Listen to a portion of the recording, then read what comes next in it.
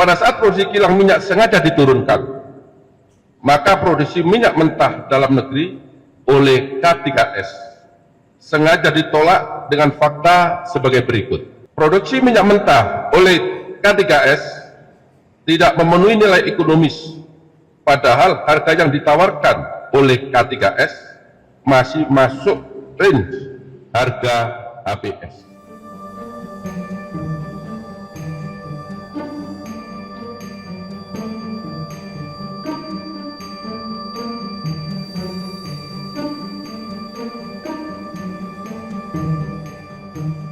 Sebanyak 7 orang ditetapkan sebagai tersangka korupsi tata kelola minyak mentah dan produk kilang PT Pertamina Persero, subholding dan kontraktor kontrak kerjasama atau K3S 2013 hingga 2018 pada Senin 24 Februari 2025.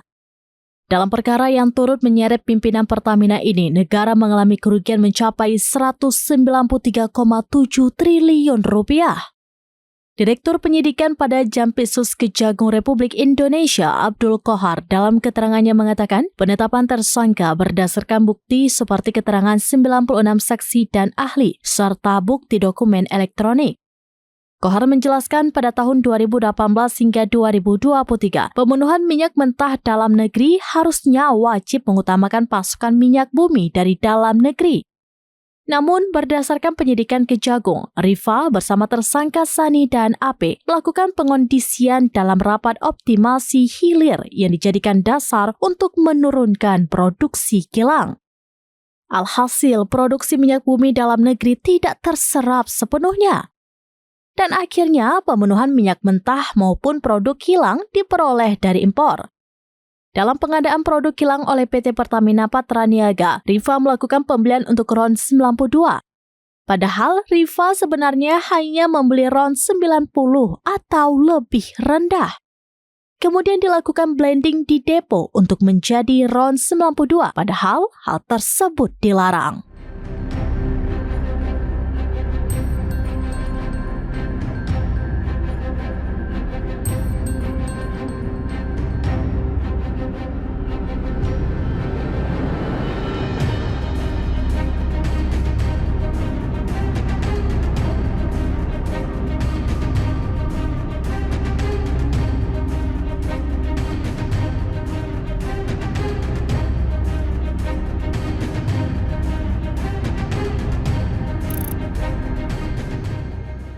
Download Tribun X sekarang, menghadirkan lokal menjadi Indonesia.